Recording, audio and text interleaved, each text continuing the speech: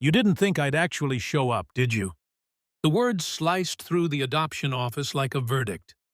I watched Clarence Jensen's face drain of every ounce of arrogance he'd worn for the past 7 years. With me, 4 identical bundles wrapped in Swiss linen stirred in their carrier. My quadruplets, each one carrying the Martin's name he never thought I'd reclaim. The same man who'd signed divorce papers calling me defective now stood frozen, hands clutching his head, watching me sign adoption papers for his orphaned son. You know what they say about karma. She doesn't just arrive, she arrives as a multi-billionaire heiress with 4 babies and a pen that rewrites history. My name is Alice Martins now, though for 7 years I was Alice Jensen, desperately trying to be the perfect wife to a man who saw me as nothing more than a failed incubator for his dynasty. This is the story of how I went from begging doctors to explain why my body wouldn't cooperate to watching my ex-husband's entire world collapse, as my 4 children, each bearing the family name he tried to erase, became living proof of every lie he ever told. But before you witness today's perfectly orchestrated destruction, I need you to understand something. If you've ever been told you're not enough, if you've ever been gaslit into believing your body was broken, if you've ever been discarded like a defective product when you stopped serving someone's agenda, this story is for you. Because sometimes the universe scripts revenge so poetic, so devastatingly precise that it takes your breath away. Sometimes the woman labeled barren becomes the mother of 5. Sometimes the discarded wife becomes the untouchable heiress. And sometimes the man who destroyed everything has to watch it rebuilt without him. Hit that like button if you believe in justice that comes with compound interest. And subscribe, because this story is about to take you from fairy tale romance to psychological warfare to the kind of comeback that makes headlines. But let me start from the beginning. Back when I was 24 and naive enough to believe that a man's promises meant more than his ego. Back when I met Clarence Jensen at a charity gala in 2018, and he looked at me like I was the answer to a question he'd been asking his whole life. I was the event coordinator. He was the keynote speaker. And we had that classic movie-perfect moment over a conversation about inherited wealth versus earned legacy. A conversation that should have warned me exactly who I was dealing with. He was everything society told me to want. CEO of a family empire. Educated at institutions that put legacy before humanity. Talked about building dynasties, preserving bloodlines, creating heirs who would carry forward his vision. He seemed like the culmination of ambition and romance, like someone who understood that power and love could coexist. For the first year together, I was living in a dream I didn't realize was a carefully constructed illusion. Clarence was attentive, strategic, always 3 steps ahead in planning our future. He'd discuss timelines for marriage, optimal ages for childbearing, genetic considerations for producing exceptional children. He made me feel like I was the selected partner in an empire-building project. We got married in a ceremony that made tabloids and cost more than most people's houses. I remember standing in that designer gown, listening to him promise to cherish me, to build a legacy together, to create a family that would span generations. I believed every calculated word. I thought I'd found my partner, my co-architect in building something extraordinary. The problem started approximately 8 months after our honeymoon. Right on schedule, according to the timeline Clarence had apparently been following all along. But I'm getting ahead of myself. Let me take you back to the beginning, when I still believed in fairy tales and men who quoted poetry over champagne. I was 24, working as an event coordinator for one of those obscenely expensive charity galas where the wealthy donate pennies and call it philanthropy. Clarence Jensen was 31, already running the family empire, and he walked into that ballroom like he owned not just the room, but the air everyone was breathing. Our introduction was straight out of a romance novel. I was managing a crisis with the catering staff when Clarence appeared beside me, rolled up his sleeves, and helped me carry champagne flutes to the backup station. A billionaire CEO helping the hired staff. I was charmed before he even spoke. "You're the only person here actually working," he said, that devastatingly perfect smile directed entirely at me. "Everyone else is just performing." That should have been my first warning. Clarence saw life as a performance, and he was a master at playing whatever role served him best. For the next 3 months, he pursued me with the intensity of a man on a mission. Flowers delivered to my tiny apartment with handwritten notes. Dinners at restaurants I couldn't pronounce. Weekend trips to his family's estates, where he'd paint pictures of the life we could build together. He talked about family constantly, how he'd grown up lonely as an only child, how he'd always envisioned a house full of children, legacy, continuity, how the right partner could transform a business empire into a true dynasty. "I want at least 3 children," he told me on our second month of dating, walking through a park where families played on Sunday afternoons. "Maybe 4. I want chaos and laughter and little voices filling up those empty estate rooms." I melted. Here was a successful, powerful man who valued family above everything, who saw fatherhood not as an obligation, but as his ultimate purpose. He praised everything about me with surgical precision. My gentleness would make me an excellent mother. My organizational mind would help me manage a household staff. My beauty would produce stunning children. My education, though not Ivy League like his, showed I valued personal growth. Every compliment was a brick in the prison he was building, though I mistook it for a palace. We got engaged after 7 months, married 4 months later in a ceremony that made society pages and cost more than most people earn in a lifetime.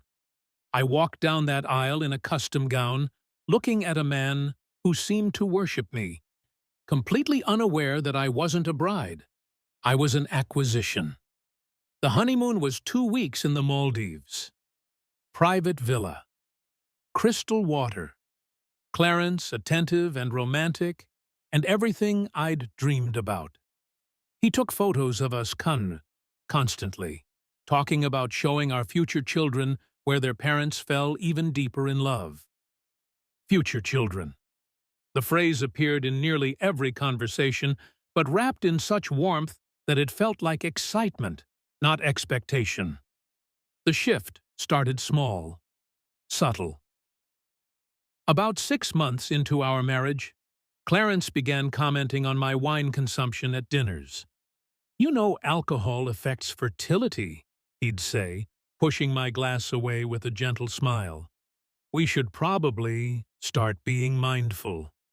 He bought me prenatal vitamins and left them on my nightstand like love notes. Started tracking my cycle in his phone, just so we can optimize our timing when we're ready. Suggested I switch from my high-stress event planning job to something less demanding on your body. I noticed, but I rationalized. He was just eager to start our family. What wife wouldn't want a husband so invested in their shared future? Then came the doctor's appointment I didn't schedule. 8 months after our wedding, Clarence announced he'd booked a preconception consultation with one of the top fertility specialists in the country. Not because we were having problems, we'd barely been trying, but because he wanted to ensure everything was optimized. "It's just preventive," he assured me when I hesitated. "Wealthy people don't wait for problems to appear. We prevent them." The appointment felt clinical, invasive. The doctor asked questions about my cycle, my history, my family's reproductive health. Clarence answered half the questions before I could speak, his hand on my knee in what looked like support, but felt like control. "We want to start trying seriously," Clarence told the doctor, as if we'd discussed this timeline together. "I'm building something generational, and I need to know we're working with a solid foundation. We're working with a solid foundation." As if I was construction material that needed inspection, the doctor assured us I appeared perfectly healthy. Clarence smiled, thanked him, and scheduled a follow-up for 3 months later. Again, without asking me. In the car afterward, he squeezed my hand. "I'm glad everything looks good. My mother was asking, and I wanted to have positive news to share." My stomach dropped. "Your mother was asking about my fertility?" "She's just excited for grandchildren," Clarence said easily. "You know how mothers are." I did know how mothers were, but I was about to learn how Clarence's mother operated on an entirely different level. 2 weeks later, at a family dinner, Eleanor Jensen looked at my untouched wine glass and smiled that perfectly practiced smile wealthy women use to deliver poison. "Still being careful, I see," she said, her voice carrying across the table. "That's wise, dear. Though I do hope you're not waiting too long. Women who waste their youthful fertility often find themselves limited in their options later." Clarence said nothing. He simply cut his steak and let his mother's words hang in the air like a guillotine. That night, lying in bed, I asked him if he was bothered by his mother's comment. "She's from a different generation," he said, already turning away from me. "She just wants what's best for the family." The family? Not us? Not me, but I pushed the unease down and told myself I was overreacting, that marriage required patience, that Clarence loved me, not just my potential as a vessel for his legacy. I was so desperately wrong. By our first anniversary, intimacy had become a scheduled procedure. Clarence bought ovulation predictor kits in bulk. He downloaded 3 different fertility tracking apps and cross-referenced them like he was analyzing stock portfolios. Our bedroom turned into a laboratory where romance went to die. "Tonight's optimal," he'd announce at breakfast, checking his phone. "We should plan for 8 p.m. and again around midnight." The research shows multiple attempts within the window increase conception rates by 17%. 17%! He quoted statistics at me while I sat across from him trying to remember when he'd last kissed me without an agenda. He monitored everything, what I ate. Too much caffeine affects implantation. When I exercised, don't overdo it. Stress hormones interfere with ovulation. How I slept. You need at least 8 hours for optimal reproductive function. I started keeping a separate calendar just to track all his tracking. It was suffocating. My friends from my event planning days started calling less frequently. When they did, Clarence would hover nearby, listening. After I'd hang up, he'd make comments. "Sarah seems like she's struggling in her own life. Maybe her negativity isn't helpful for you right now." Did Emma really need to talk for 45 minutes?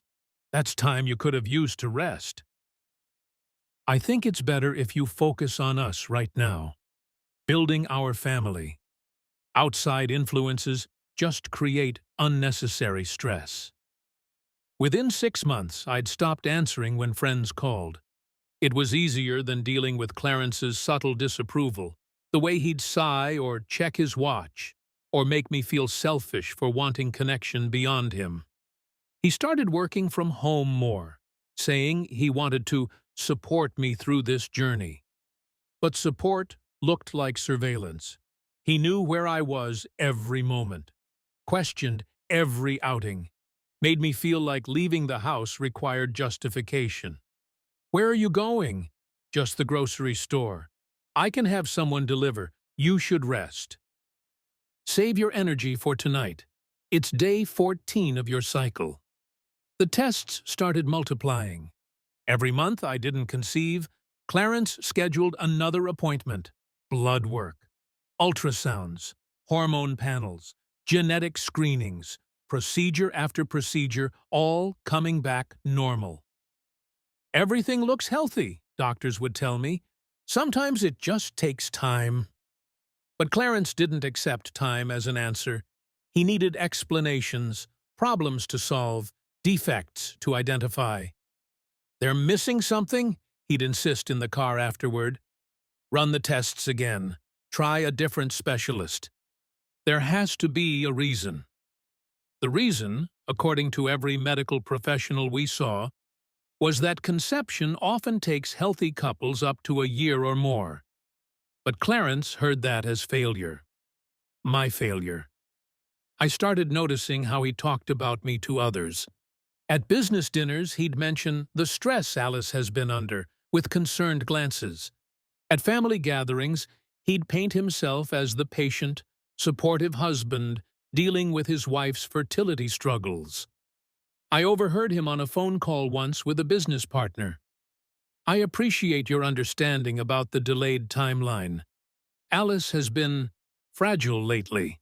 The emotional instability that comes with these issues. You know how it is. I'm doing my best to keep her calm, but it affects everything." I stood frozen in the hallway, listening to him weaponize my pain as evidence of weakness. He wasn't just failing to support me, he was building a narrative where I was the problem that needed managing. The worst part? I started believing him. Maybe I was broken. Maybe something was wrong with me that doctors couldn't find. Maybe I was defective in some fundamental way that made me unworthy of the life Clarence had offered. I stopped looking in mirrors, stopped wearing anything but comfortable clothes, stopped existing as anything beyond a vessel that refused to function correctly. 18 months into our marriage, Clarence scheduled an appointment with yet another specialist. This one, the top reproductive endocrinologist on the East Coast, according to his research. The doctor ran the same tests, delivered the same results. "Mrs. Jensen, your fertility markers are excellent. Your husband's analysis also came back within normal ranges. Sometimes these things simply require patience and—" "Patience?" Clarence's voice cut through the office like ice. "We've been patient." Clearly, something isn't being identified. The doctor looked at me with something like sympathy. "Have you considered that the stress of hyper-focusing on conception might be counterproductive? Many couples find success when they reduce pressure and—" "Thank you for your time," Clarence stood abruptly. "We'll seek a fourth opinion." In the car, he didn't speak. His silence felt like an accusation that filled every inch of space between us. That night, he slept in the guest room. He'd started doing that more frequently, only coming to our bedroom during my optimal window, then retreating afterward like I was contaminated. 3 weeks later, I got my period again. I sat on the bathroom floor, crying, knowing what was coming. Clarence's disappointment had evolved into something colder, something that felt like contempt. He found me there, saw the evidence of another failed cycle, and his face hardened into an expression I'd never seen before. "I need to show you something," he said flatly. He handed me an envelope. I opened it with shaking hands, already knowing, but not wanting to believe. "Divorce papers." "I've tried, Alice. God knows I've tried." His voice held no warmth, no regret, just business-like finality. "But I can't build a legacy on a broken foundation. You're the barren flaw in what should have been my greatest achievement." Barren flaw. The words landed like a physical assault. 2 years of marriage, reduced to a malfunction. A defective product being returned. "Clarence, please," I whispered. "I've already spoken to my attorneys. You'll be taken care of financially, but I need you out of the estate within 30 days. I'm filing on grounds of irretrievable breakdown. I suggest you don't contest it." He walked out of our bathroom, out of our bedroom, and I sat there holding divorce papers, wondering how love had mutated so completely into cruelty. What I didn't know then, what I wouldn't discover until much later, was that Clarence knew exactly why I couldn't get pregnant. Because he'd made absolutely certain I wouldn't. The media campaign started before the ink dried on our divorce papers. I should have anticipated it.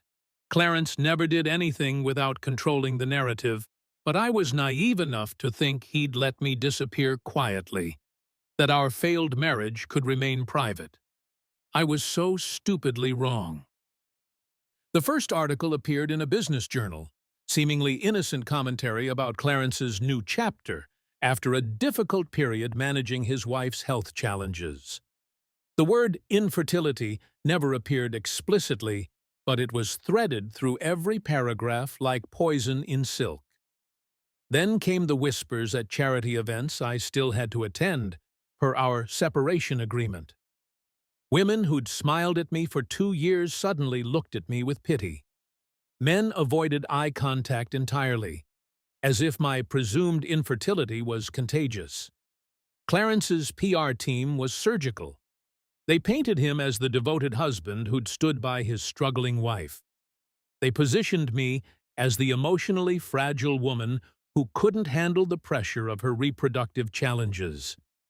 I watched my reputation dissolve in real time, and there was nothing I could do to stop it. Then, 4 months after our divorce finalized, the ultimate humiliation arrived via tabloid cover. Clarence Jensen, photographed with his new girlfriend, a 26-year-old socialite named Victoria Ashford. Her hand rested on a barely visible baby bump. The headline read, "Billionaire CEO finds hope after heartbreak." The article gushed about Clarence's second chance at fatherhood and his courage to pursue the family he'd always dreamed of. The subtext was deafening. Alice was broken, Victoria was functional, and Clarence was the victim who deserved celebration. I stared at that photograph, Clarence's hand protectively on Victoria's stomach, his expression radiating joy he'd never shown me, and something inside me finally shattered completely. Not my spirit, my illusions. I packed 2 suitcases, withdrew what little money the divorce settlement provided, and disappeared. Zurich became my sanctuary. I changed my legal name back to Martins, cutting every tie to the Jensen identity I'd worn like a noose. I found a small apartment overlooking the lake, enrolled in therapy 3 times a week, and began the painful process of excavating who Alice Martins actually was beneath the rubble Clarence had created. My therapist, Dr. Bergman, asked me in our 5th session, "When was the last time you made a decision based on what you wanted rather than what someone expected?" I couldn't answer. I genuinely couldn't remember. Healing wasn't linear. Some days I functioned. Other days I couldn't leave my apartment, couldn't silence the voice in my head that sounded disturbingly like Clarence, telling me I was defective, insufficient, fundamentally flawed. But slowly, incrementally, I started reclaiming pieces of myself. Then, 8 months after moving to Zurich, my phone rang with a number I didn't recognize. "Ms. Martins? This is Heinrich Vogel from Vogel and Associates in Geneva. I'm calling regarding your great-uncle Wilhelm's estate." I barely remembered Wilhelm Martins. He was my grandmother's brother, a reclusive financier I'd met maybe twice at family gatherings decades ago. "I'm sorry for your loss," I said reflexively. "Thank you. Miss Martins, your great-uncle passed 3 weeks ago. You are named as the sole beneficiary of his estate, which includes the entire Martins conglomerate, holdings across luxury goods, real estate, and private equity firms throughout Europe. The room tilted. I don't understand. Your great-uncle was quite specific in his will. He believed you possessed the Martins character and should carry forward the family legacy. The estate is valued at approximately €4.7 billion. 4.7 billion euros. I sat down before my legs gave out. Wilhelm Martins had just made me wealthier than Clarence Jensen could ever dream of being. For the first time since Clarence handed me divorce papers, I smiled. A real, genuine smile that came from somewhere deep and unbreakable. That was the first time I felt power in my own bones. The email arrived on a Tuesday morning, 6 weeks after I inherited the Martins' fortune. Subject: You deserve to know the truth. Sender: Email protected. My hand hovered over the delete button. After everything with Clarence, unsolicited messages felt like grenades with invisible pins, but something made me open it. Ms. Martins, my name is Rebecca Chen. I was a nurse at the Riverside Fertility Clinic during your treatments with Dr. Morrison in 2020 to 2021. I no longer work there. I'm reaching out because what was done to you has haunted me for 2 years, and I can't stay silent anymore. Your husband bribed Dr. Morrison to falsify your results and sabotage your treatments. I have proof. My coffee mug slipped from my hand, shattering against the marble floor. The attached files downloaded like revelations from another dimension. Medical records, lab results, email exchanges, financial transactions. A paper trail of conspiracies so methodical it took my breath away.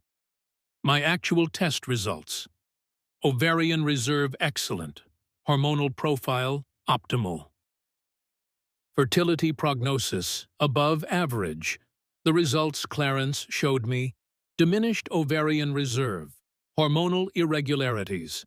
Prognosis significantly impaired. Email from Clarence to Dr. Morrison. Adjust medication timing to ensure non-viability of attempts. She cannot know the issue originates with me. Discretion is worth the price discussed. Bank transfer: $250,000 to Morrison's offshore account. Then the file that detonated everything I thought I knew. Clarence Jensen, semen analysis results, actual, sperm count, 4 million ml, normal, 15 plus million. Motility, 18%, normal, 40% plus. Morphology, 2% normal forms, normal, 4% plus. Diagnosis: severe oligoasthenoteratozoospermia. Natural conception highly unlikely. Clarence was infertile. Severely, measurably, scientifically infertile. Every doctor's appointment where he made me feel defective. Every test where he insisted they run it again because something must be wrong with me. Every night he made me feel like a malfunctioning appliance. He knew. He always knew. And the final file, a paternity test dated 3 months before Clarence's divorce filing. Alleged father: Clarence Jensen. Biological father: excluded, 0% probability.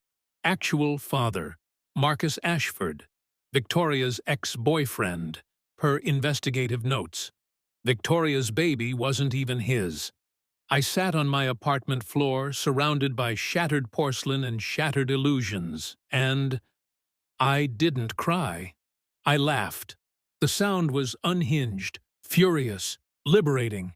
Everything, every moment of self-hatred, every therapy session unpacking my presumed inadequacy. Every tear I'd shed believing I was broken had been orchestrated by a man so terrified of his own insufficiency that he'd destroyed me to hide it. Dr. Bergman called it a breakthrough when I showed her the files in our next session. I called it resurrection. I stopped being Alice who survived Clarence. I became Alice who would ensure he never recovered from underestimating me. I threw myself into running the Martins conglomerate with focus that bordered on obsession. I restructured failing divisions, absorbed 2 competitors, and positioned Martins Industries as the dominant force in European luxury markets. Business publications started calling me the heiress who needs no introduction. Board members who initially doubted my capabilities learned quickly that I'd inherited more than wealth. I'd inherited Wilhelm's ruthless strategic brilliance. I vowed Clarence would never touch my life again.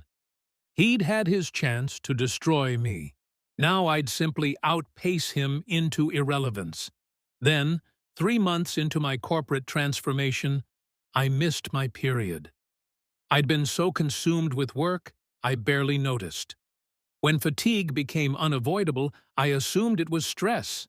When nausea hit, I blamed the espresso I'd been mainlining through 16-hour workdays. But some instinct made me take a pregnancy test. Positive. Impossible. I took 4 more. All positive. The ultrasound, a week later, revealed something that made the technician call in 2 additional doctors to confirm. Not one heartbeat. 4. Quadruplets, conceived naturally. Without intervention, without medication, without a husband who'd spent 2 years convincing me my body was broken. I stared at the monitor, showing 4 tiny lives growing inside me. Inside the body Clarence had declared defective. And I finally understood what power felt like. Not wealth, not revenge. Freedom. Pregnancy with quadruplets is not for the faint of heart. But after everything I'd survived, physical discomfort felt almost trivial. The nausea, the exhaustion, the way my body stretched to accommodate 4 lives, I welcomed it all as proof that I'd never been broken.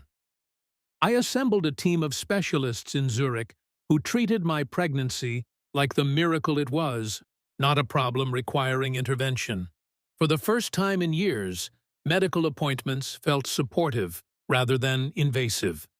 At 32 weeks, I delivered via scheduled C-section, 3 girls and 1 boy, each weighing just over 4 pounds. Tiny, perfect, and utterly mine. Sophia Martins, Elena Martins, Lucas Martins, Isabella Martins. Not a trace of Jensen in their names, not a molecule of Clarence in their identity. I bought a villa overlooking Lake Zurich, with room for chaos and laughter, and the kind of childhood I'd once imagined giving Clarence's children. Instead, I gave it to mine, raised by a mother who'd learned that love didn't require permission or validation from men who couldn't recognize value. My support network became my chosen family.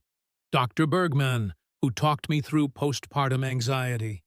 My estate manager, who helped navigate logistics of raising quadruplets. The nannies who became aunties. The mothers in my neighborhood who included me in their circles without judgment or questions about absent fathers. I didn't need Clarence's world. I'd built something infinitely better without him. Meanwhile, across the ocean, Clarence's carefully constructed narrative was imploding.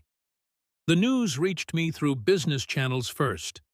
Victoria Ashford Jensen, 28, dies in single-car accident, leaves behind husband Clarence Jensen and son Theodore, age 2. I felt sadness for the child, not for Clarence. Theodore hadn't asked to be born into that dysfunction. Then the rumors started filtering through industry contacts who still moved in Clarence's circles. Clarence was struggling badly. He'd hired and fired 6 nannies in 4 months. Missed board meetings because childcare arrangements fell through. Started appearing disheveled at events where appearance was currency. Business associates whispered about his volatility, his distraction, his inability to manage basic operations that had once been effortless. The Jensen Empire's stock prices fluctuated with every public appearance where Clarence looked increasingly unmoored. One contact forwarded me a photo from a shareholders' meeting. Clarence, suit wrinkled, expression haggard, hands trembling slightly as he presented quarterly reports that showed the first losses in company history. The man who'd blamed me for not giving him an heir couldn't handle actually raising one. I watched from my villa in Switzerland, feeding Isabella, while Sophia and Elena played nearby, and Lucas napped in my arms. I watched Clarence's world crumble and felt nothing but detachment. This wasn't my circus. Not anymore. Then my phone rang with news that changed everything. My former sister-in-law, Melissa, Clarence's brother's wife, called with information she thought I deserved to know. Alice, I probably shouldn't be telling you this, but Clarence is trying to place Theodore in temporary care. He's contacting specialized facilities claiming he can't handle the grief and parenting simultaneously. My stomach dropped. He's trying to institutionalize his own son? Not quite. More like extended respite care. But Alice, the facilities he's contacting, they're where wealthy people send children they don't want to deal with. He's essentially trying to warehouse Theodore.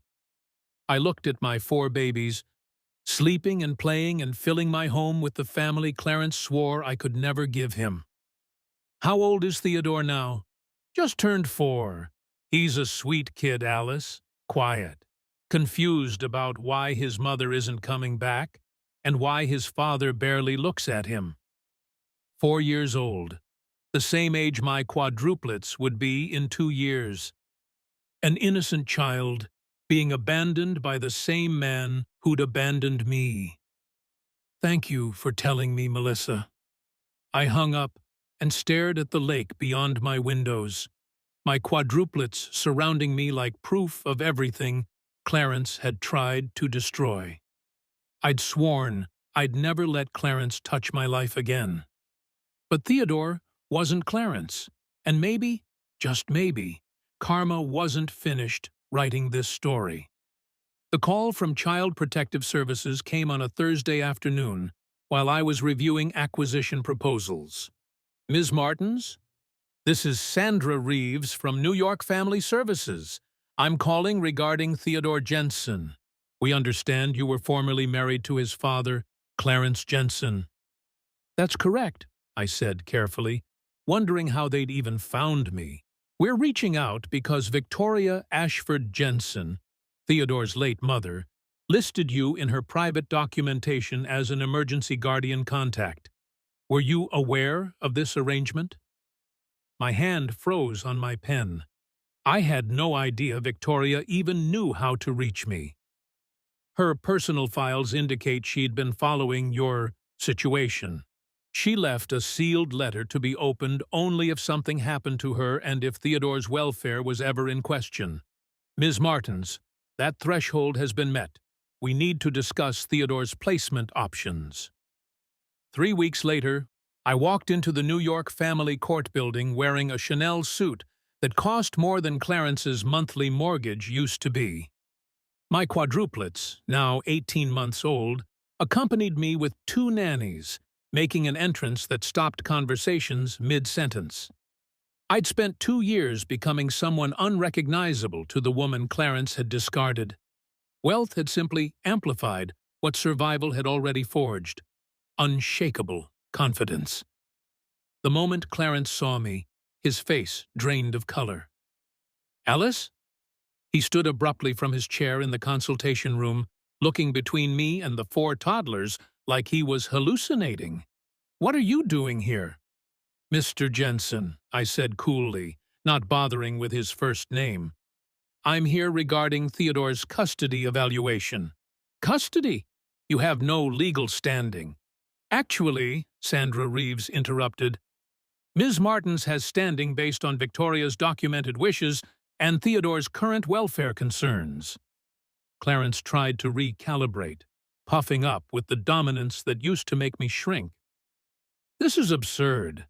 I'm his father. Whatever difficulties I've had are temporary. Alice has no relationship with my son. Your son, I said quietly, ice in every syllable, is currently in emergency foster care because you tried to place him in a residential facility. So perhaps we should focus on Theodore's needs rather than your pride. Before Clarence could respond, a social worker brought Theodore into the room. My heart shattered. He was tiny, for 4 years old, with Victoria's delicate features and eyes that held too much fear for someone so young. His clothes were clean but ill-fitting. His posture hunched like he was trying to disappear. When he saw Clarence, he didn't run to him. He simply stopped walking, frozen in place. "Theodore," the social worker said gently, "this is Ms. Martins. She knew your mommy." Those huge eyes fixed on me, searching for something I couldn't name. I knelt down to his level, ignoring the designer suit, ignoring Clarence's presence. "Hello, Theodore. You can call me Alice. Are you going to send me away too?" His voice was barely a whisper. Something ancient and protective rose in my chest. "No, sweetheart. I'm here to make sure you're safe." In that moment, staring at a fragile little boy, abandoned by the man who'd destroyed me for not producing children, I made my decision. I would adopt Theodore. I would give him the family his father had proven incapable of providing. I would show Clarence exactly what he'd thrown away. The proceedings began immediately. Clarence objected, of course, stammered about rehabilitation plans and temporary setbacks. But the evidence was damning. 6 dismissed nannies, missed medical appointments, documented neglect, attempts to institutionalize his own child. The court asked what I could provide. I presented financial records, psychological evaluations, my established household in Zurich, and Victoria's letter, her final wish that Theodore be protected, even from his own father. Clarence watched the foundation of his objection crumble in real time. As we exited the courthouse that day, Theodore's small hand in mine and my quadruplets surrounding us, Clarence stood frozen on the steps. He stared at my 4 children, identical ages, clearly mine, living proof of everything he'd claimed I couldn't do. But he still didn't understand what he was looking at. He still didn't know what the quadruplets meant. Not yet. The final custody hearing was scheduled for a Wednesday morning in late September. The courtroom was smaller than I expected, but the audience section was packed. Social workers, court evaluators, and several business journalists who'd gotten wind that Clarence Jensen's personal life was imploding as spectacularly as his corporate empire. I arrived 30 minutes early, impeccably dressed, my legal team flanking me like an honor guard. My quadruplets were with their nannies at my hotel suite. Today wasn't about them. Today was about Theodore and the truth that had been buried for too long. Clarence arrived 10 minutes late, disheveled in a way that would have been unthinkable 2 years ago. His suit was expensive, but wrinkled. His tie slightly askew, his eyes carrying the haunted look of a man watching his carefully constructed world collapse in slow motion. Judge Patricia Westwood called the proceedings to order. "We're here to determine permanent custody arrangements for Theodore Jensen, age 4. Ms. Martins, you're petitioning for full adoption. Mr. Jensen, you're contesting. Let's begin." My attorney, Margaret Chen, one of the top family law specialists in New York, stood with the precision of a surgeon preparing for a delicate operation. "Your Honor, we'll be presenting evidence that Theodore's welfare has been chronically compromised under his biological father's care. and that Mr. Jensen has a documented history of psychological manipulation, medical fraud, and parental neglect. Clarence's attorney objected. Margaret smiled and began presenting evidence. First, Rebecca Chen's files. Medical records proving Clarence had bribed doctors to falsify my fertility results while hiding his own severe infertility. The courtroom went completely silent as Margaret walked through each document, each email, each payment. Mr. Jensen spent 2 years psychologically torturing his then-wife, convincing her she was defective when he knew the entire time that he was the one unable to conceive naturally. Clarence's face turned crimson. Several business associates in the gallery shifted uncomfortably. Second, financial records showing Clarence had attempted to place Theodore in 4 different residential facilities, not therapeutic environments, but luxury boarding arrangements where wealthy parents warehoused unwanted children. Mr. Jensen literally tried to buy his way out of parenting his own son. Third, testimony from 6 former nannies, all describing an employer who was volatile, absent, and resentful of Theodore's basic needs. One woman testified that Clarence had screamed at Theodore for crying about his dead mother, calling him weak and exhausting. I watched Clarence sink lower in his chair with each revelation. Fourth, Victoria's sealed letter, read aloud by the judge. If something happens to me and Clarence proves incapable of caring for Theodore, which I suspect he will, please contact Alice Martins. She was the only person who showed me genuine kindness when I was complicit in Clarence's cruelty toward her. She deserves to know that the baby wasn't Clarence's. She deserves to know he destroyed her on purpose. And Theodore deserves a mother who actually wants him. Alice is that person, not me, and certainly not Clarence. The courtroom erupted.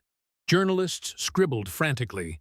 Clarence's remaining business partners stood and quietly exited, their message clear. Association with him was now toxic. Clarence shot to his feet. This is character assassination. You can't— Sit down, Mr. Jensen, Judge Westwood said sharply. Margaret continued, presenting my credentials, my wealth, my stable household, my psychological evaluations showing complete fitness, my support network, and, most importantly, Theodore's own evaluation. The court-appointed child psychologist testified that Theodore, when asked about Alice, had said, "She doesn't look at me like I'm a problem. She looks at me like I matter." I felt tears threatening but held them back. Not yet. Not until this was finished. Clarence's attorney tried mounting a defense, but what could he say? That Clarence loved his son? The evidence said otherwise. That Clarence deserved another chance? He'd already had chances and used them to warehouse a grieving child. Finally, Judge Westwood asked Clarence if he had anything to say before she ruled. He stood, and for a moment I saw the man I'd married. Desperate, cornered, dangerous. Your Honor, this is about revenge. Alice is doing this to punish me for moving on, for finding happiness, for what, Clarence? I stood, my voice cutting through his speech like a blade. For divorcing me? For humiliating me publicly? For gaslighting me into believing I was infertile while you sabotaged every chance at conception? You owed me a child, Alice. The words exploded from him, raw, unfiltered. The quiet part said devastatingly loud. I gave you everything. A life, a name, a purpose. And you couldn't deliver the one thing I needed. The courtroom went dead silent. I stepped forward, my voice calm, each word landing like a verdict. I owed you nothing. I was your wife, not your incubator, not your science experiment, not your scapegoat for inadequacies you couldn't face. I gestured toward where my legal team sat. And these 4 babies I carried and delivered after leaving you, they prove I never lacked anything except freedom from you. Clarence's face went from red to white. Wait, 4 babies. You're… Yes, Clarence, quadruplets. Conceived naturally, born healthy, raised with love you could never comprehend. I smiled, and it was the coldest expression I'd ever worn. Turns out, I wasn't the defective one after all.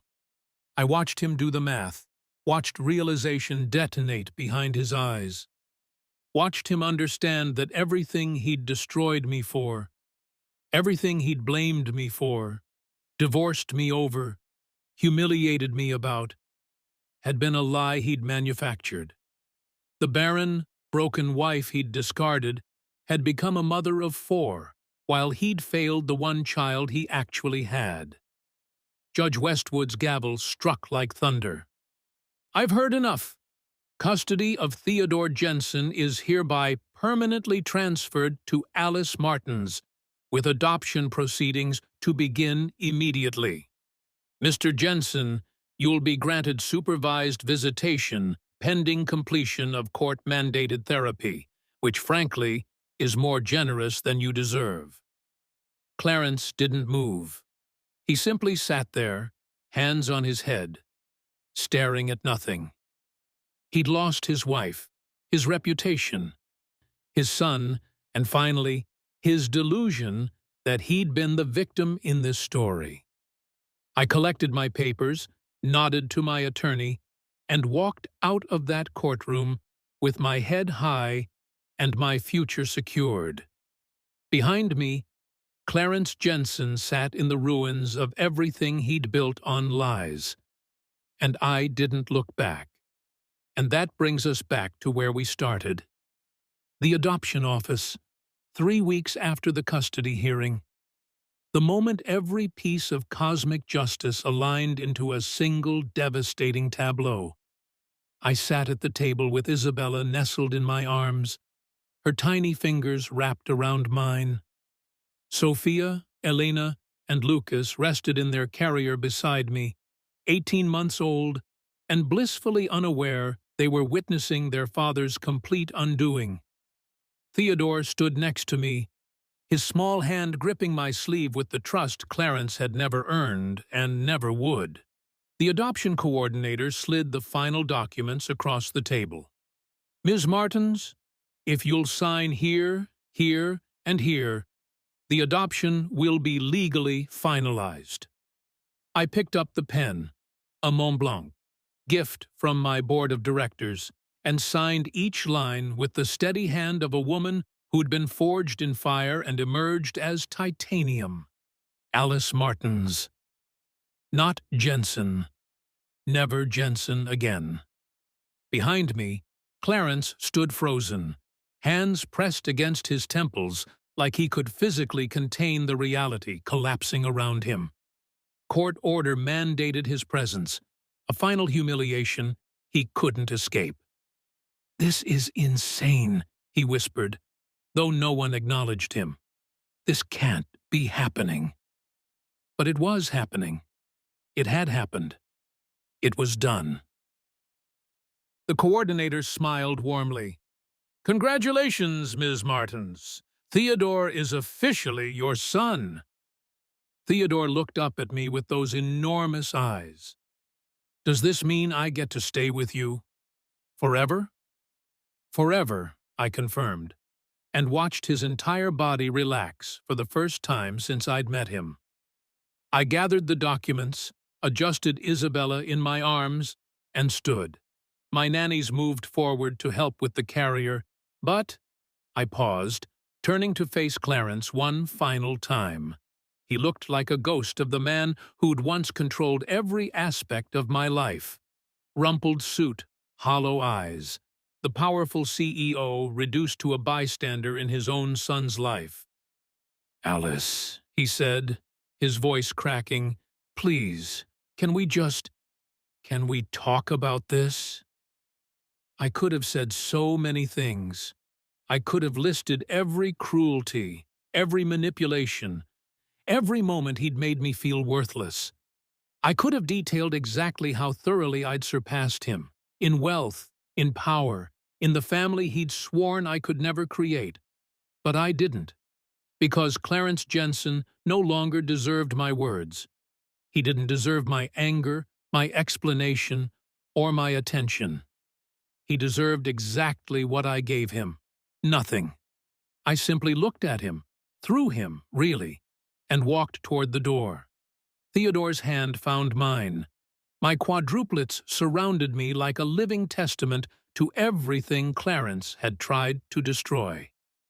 And I walked out of that building into the autumn sunlight with my head high and my future blazing. Behind me, Clarence stood alone in that sterile office, finally forced to confront the truth he'd spent years running from. The woman he'd discarded as defective had become a multi-billionaire heiress. The wife he'd gaslit about infertility had naturally conceived and delivered quadruplets. The barren flaw he'd blamed for ruining his legacy had just adopted his only surviving child, giving Theodore the love and stability Clarence was incapable of providing. Every lie had been exposed. Every manipulation had backfired. Every cruelty had been answered with a justice so poetic it could only be divine intervention. I didn't need to gloat. The evidence was walking beside me, holding my hand, calling me Mama.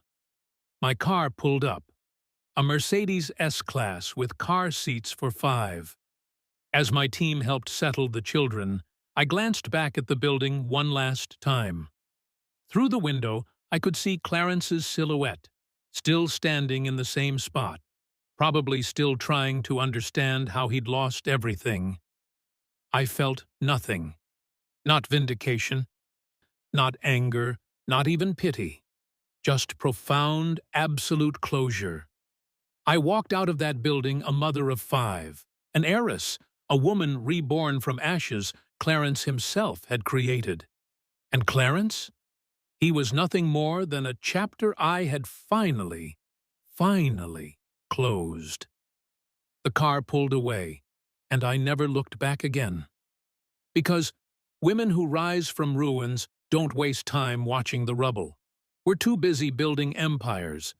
Sometime the best revenge is simply living so well that your former abuser becomes irrelevant to your happiness. If you've ever been told you're not enough, if you've ever been discarded by someone who is supposed to love you, if you've ever been made to feel broken by someone else's cruelty, remember this. Their opinion of your worth says everything about them and nothing about you. Your value doesn't decrease based on someone's inability to see it. And sometimes walking away from someone who doesn't appreciate you is the first step toward finding someone who does. Make sure you hit that like button if you believe in the power of rebuilding your life after betrayal. And subscribe for more stories about people who refuse to let someone else's cruelty define their future.